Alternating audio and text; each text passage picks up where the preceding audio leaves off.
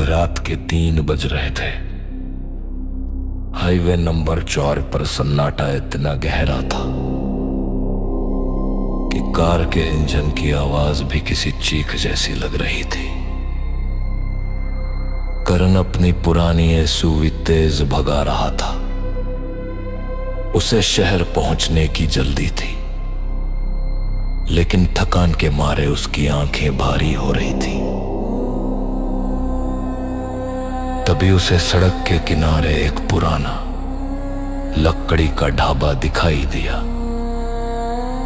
अजीब बात यह थी कि उस ढाबे के बाहर बहुत सारी गाड़ियां खड़ी थीं, एकदम नई और महंगी गाड़ियां, लेकिन वहां कोई इंसान नहीं दिख रहा था। करण ने गाड़ी रोकी। उसे लगा शायद यहां चाय मिल जाए। ढाबे के अंदर कदम रखते ही एक ठंडी हवा का झोंका करण के चेहरे से टकराया। अंदर सन्नाटा था। एक बूढ़ा आदमी कोने में बैठा कुछ काट रहा था। बाबा, चाय मिलेगी? बूढ़े ने सर नहीं उठाया, बस अपनी उंगली से पीछे के कमरे की तरफ इशारा किया। करण पीछे गया तो वहां का नजारा देखकर उसके रोंगटे खड़े हो गए। वहां एक लंबी मेज लगी थी जिस पर कम से कम 20 लोग बैठे थे। सबके सामने खाना रखा था, लेकिन कोई खा नहीं रहा था। सब पत्थर की मूर्ति की तरह सामने देख रहे थे। उनकी आंखें खुली थीं, लेकिन पुतलियां गायब थीं। करण का गला सूख गया। वो पीछे मुड़ा भागने के लिए, लेकिन दरवाजा अब वहां नहीं था। वहां सिर्फ एक दीवार थी जिस पर पुरानी अखबार की कतरनें चिपकी थीं। करण ने एक कतरन पढ़ी, हाईवे पर लापता हुए 30 लोग, 10 साल बाद भी सुराग नहीं। करण ने गौर से देखा। उन तस्वीरों में से एक तस्वीर उसी बूढ़े की थी जो बाहर बैठा था।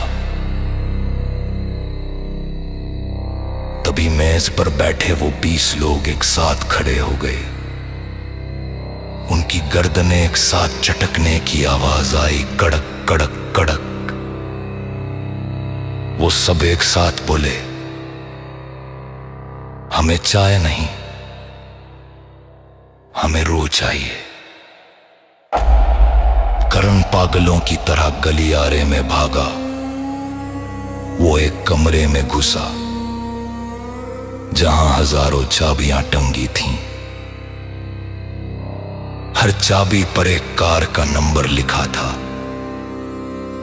करण ने देखा एक चाबी पर उसकी अपनी कार का नंबर लिखा था। इसका मतलब उसकी मौत यहां पहले से तय थी। वो बूढ़ा अब कमरे के दरवाजे पर खड़ा था। उसके हाथ में वही चाकू था। बेटा, जो इस हाईवे पर रुकता है वो यहीं का होकर रह जाता है। बूढ़े का चेहरा अचानक पिघलने लगा। उसका मांस जमीन पर गिर रहा था और नीचे से एक काला साया निकल रहा था। शीशे ने उसका पक्ष न ली था। करण ने पास पड़ा एक पुराना मिट्टी का तेल का डिब्बा उठाया और वहां आग लगा दी। जहां आलिन का साया जूश, उस लड़की के साथ आग तेजी से फैली। अब एक जिंदा लाश, रूहों के चीखने की आवाजें ढाबे की दीवारों को हिला रही थी। अक्स नहीं था। करण खिड़की तोड़कर बाहर कूदा और अपनी कार की तरफ भागा। उसका कार स्टार्ट नहीं हो रही थी। समीर, वो सायब खिड़की के पास पहुंच चुके थे।